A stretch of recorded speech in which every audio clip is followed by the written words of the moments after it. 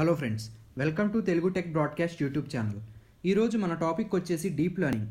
ఈ deep learning అనేది machine learning యొక్క సబ్ ఫీల్డ్. మెషిన్ లెర్నింగ్ అనేది ఆర్టిఫిషియల్ ఇంటెలిజెన్స్ యొక్క సబ్ ఫీల్డ్. నేను నా ప్రీవియస్ వీడియోలో ఏఐ అండ్ ఎంఎల్ గురించి డిస్కస్ చేశాను.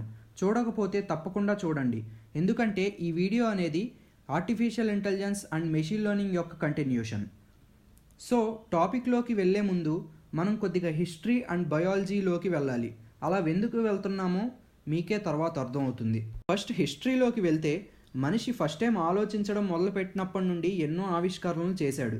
వాటిల్లో ముఖ్యమైనది క్యాలిక్యులేటింగ్ డివైజెస్. మొదట్లో ఈ క్యాలిక్యులేటింగ్ డివైజెస్ని వ్యాపారం, వ్యవసాయం కోసం యూజ్ చేసేవారు.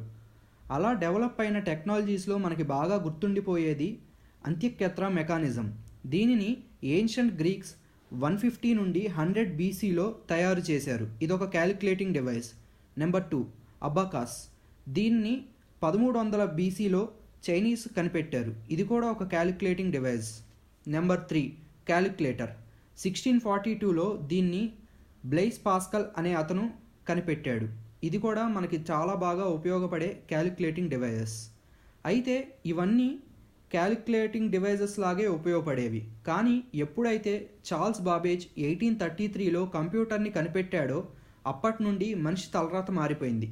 ఒక్క ముక్కలో చెప్పాలంటే మనిషి డెవలప్మెంట్ కంప్యూటర్ ముందు, కంప్యూటర్ తర్వాత అనే స్టేజ్కి వెళ్ళింది. అయితే ఈ కంప్యూటర్స్ని కనిపెట్టినప్పటి నుండి ఇవి వాటంతటవే ఆలోచించగలవా అని చాలామందికి డౌట్ ఉండేది. ఆ డౌట్ వల్లే ఈనాటి artificial intelligence, machine learning, robotics, automation లాంటి ఎన్నో ఫీల్డ్కి బర్త్నిచ్చింది. ఇప్పుడు బయాలజీలోకి వెళ్దాం.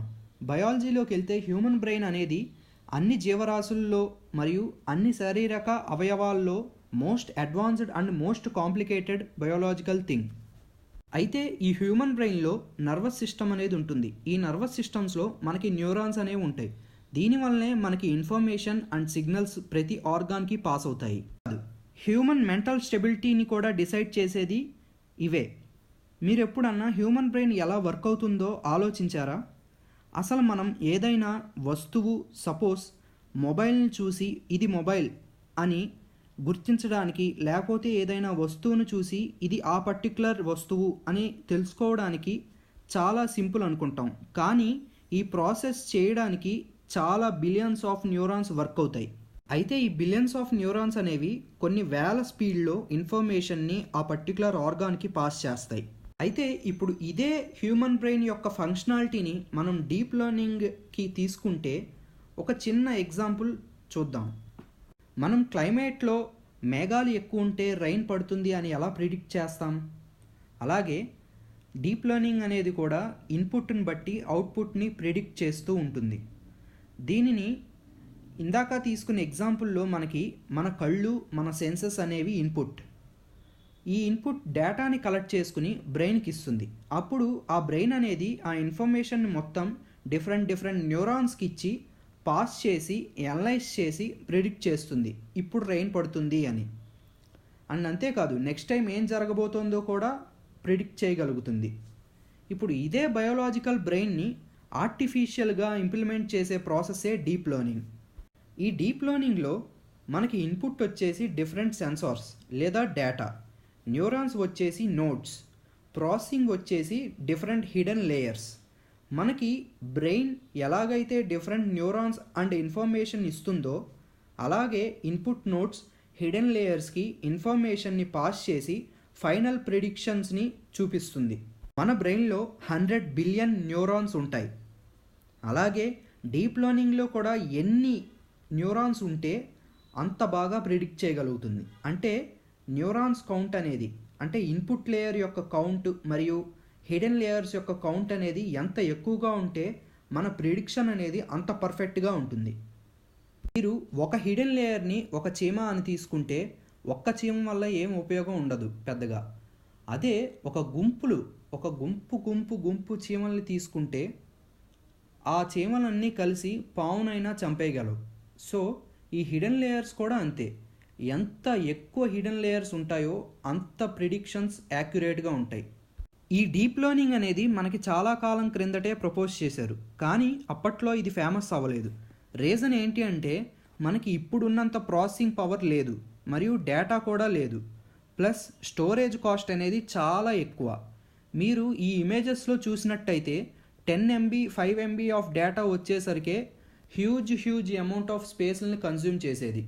అండ్ అంతేకాదు వాటిల్ని జస్ట్ రెంట్కి తీసుకోవడానికే $3,000 or $4,000 పట్టేది ఒక్కొక్క కంపెనీకి. ఇప్పుడైతే మనకి అంత అవసరమే లేదు. గట్టిగా $120లో 128 GB or 64 GB SD card వచ్చేస్తుంది. అది వేలుకున్నంత అంత సైజ్ అయిపోయింది. సో సైజ్ అనేది తగ్గిపోయింది, స్టోరేజ్ కెపాసిటీ అనేది ఇంక్రీజ్ అయిపోయింది. అండ్ అంతేకాదు మనకి ఈ కాలంలో క్లౌడ్ కంప్యూటింగ్ వల్ల చాలా పెద్ద కంపెనీలు ఫ్రీ స్టోరేజ్ని ఆఫర్ చేస్తున్నాయి. గూగుల్ డ్రైవ్ కావచ్చు, మైక్రోసాఫ్ట్ వన్ డ్రైవ్ కావచ్చు, మెగా డ్రైవ్ కావచ్చు, బాక్స్ కావచ్చు, డ్రాప్ బాక్స్ కావచ్చు. ఇలాగా మనకి క్లౌడ్ కంప్యూటింగ్ టెక్నాలజీ వల్ల కంపెనీస్ ఫ్రీ డేటాని ప్రొవైడ్ చేయడంతో పాటు మనకు కావాలనుకుంటే సబ్స్క్రిప్షన్ పాలసీని కూడా ఇంక్లూడ్ చేశాయి. అసలు ఈ డీప్ లెర్నింగ్ అనే కాన్సెప్ట్ మొత్తం న్యూరల్ నెట్వర్క్స్ అనే దాని మీద వర్క్ అవుతుంది. ఈ డీప్ లెర్నింగ్ని 2 టైప్స్గా డివైడ్ చేశారు: artificial neural networks, convolution neural networks. అసలు ఈ న్యూరల్ నెట్వర్క్స్ కాన్సెప్ట్ అంటే ఇందాక చెప్పినట్టు మనకి మన బ్రెయిన్లో లేదా మన నర్వస్ సిస్టమ్స్లో ఎలాగైతే డిఫరెంట్ న్యూరాన్స్కి కనెక్ట్ అయ్యి ఉంటాయో, అంటే మిలియన్స్ ఆఫ్ న్యూరాన్స్కి కనెక్ట్ అయ్యి ఇన్ఫర్మేషన్ని పాస్ చేసి ప్రాసెసింగ్ చేసి ఆ ఆర్గాన్కి అవుట్పుట్ అనేది ఇస్తాయో, సేమ్ కాన్సెప్ట్ న్యూరల్ నెట్వర్క్స్ అనేది డీప్ లెర్నింగ్లో కూడా. అయితే ఈ న్యూరల్ నెట్వర్క్ని ఆర్టిఫిషియల్గా ఇంప్లిమెంట్ చేసే ప్రాసెసే ఆర్టిఫిషియల్ న్యూరల్ నెట్వర్క్స్. ఇప్పుడు ఈ డీప్ లెర్నింగ్ యొక్క లైవ్ ఎగ్జాంపుల్ చూద్దాం. మనకి ఎగ్జాంపుల్ ఏంటంటే, ఇన్పుట్ అనేవాడు యూజర్ లేదా ఒక ఫ్యామిలీ, అవుట్పుట్ వచ్చేసి ప్రాపర్టీ. సో ఇప్పుడు ఈ ఫ్యామిలీ ప్రాపర్టీ కొనుక్కోవడం అనేది టాస్క్. దీనిలో హిడెన్ లేయర్స్ వచ్చేసి డిఫరెంట్ ఫ్యాక్టర్స్. అంటే ఇప్పుడు ఫర్ సపోజ్ ఒక ఫ్యామిలీకి తాను వర్క్ చేసే కంపెనీ దగ్గరే ఇల్లు అనేది కొనుక్కోవాలి అనుకుంటున్నాడు అనుకుందాం. అంటే మ్యాక్సిమం ఆ కంపెనీ అనేది మనకి సిటీల్లోనే ఉంటుంది. సో కంపెనీ చుట్టుపక్కల ప్రాంతాల్లో కొనుక్కోవాలి కాబట్టి ప్రైస్ అనేది చాలా ఎక్కువ చెల్లించాల్సి వస్తుంది. అదే ఎగ్జాంపుల్ వేరే ఒక ఫ్యామిలీకి తీసుకుంటే, ఆ ఫ్యామిలీకి కంపెనీకి కొద్దిగా డిస్టెన్స్, అంటే ఒక 2 or 3 kilometers దూరంలో ఉన్నా పర్వాలేదు అనుకోండి, వాళ్ళకి ఆ ప్రాపర్టీ యొక్క ప్రైస్ అనేది తగ్గుతుంది. అంతే డిస్టెన్స్ కూడా కొద్దిగా పెరుగుతుంది ఫస్ట్ ఫ్యామిలీతో కంపేర్ చేస్తే. థర్డ్ ఫ్యామిలీని తీసుకుందాం. ఈ థర్డ్ ఫ్యామిలీకి ఎంత దూరం ఉన్నా పర్లా, అంటే కంపెనీకి ఒక 10 kilometers లేదా 20 kilometers దూరం ఉన్నా పర్వాలా, కానీ వాళ్ళకి ఇల్లు అనేది పెద్దదిగా ఉండాలి. సో వాళ్ళకి ఇల్లు అనేది పెద్దదిగా దొరుకుతుంది, రేట్ అనేది చాలా తక్కువకి దొరుకుతుంది. బట్ ఇక్కడ వాళ్ళ టైం అనేది చాలా వేస్ట్ అవుతుంది. సో ఈ ఎగ్జాంపుల్లో మనకి హిడెన్ లేయర్స్ వచ్చేసి ఆ డిఫరెంట్ ఫ్యాక్టర్స్ ఏంటి, మనకి కంపెనీ దగ్గరలో ఉండాలి, ప్రైస్ ఎంతైనా పర్వాలేదు, అది ఒక హిడెన్ లేయర్. కంపెనీకి కొద్దిగా అంటే ఒక 5 to 10 kilometers దూరంలోనే ఉండాలి, బట్ ఇల్లు అనేది కొద్దిగా పెద్దగా ఉండాలి, అది సెకండ్ హిడెన్ లేయర్.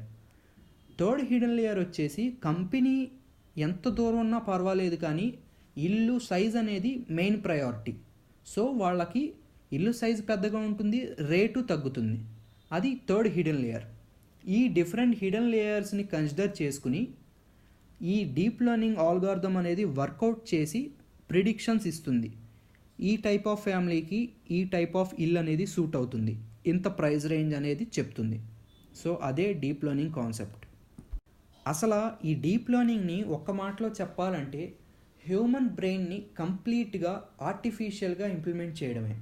అంటే హ్యూమన్ బ్రెయిన్ అనేది సిచ్యువేషన్కి తగ్గట్టు డెసిషన్స్ తీసుకోగలదు, దాని అవసరాలకి తగ్గట్టు అది మారగలదు.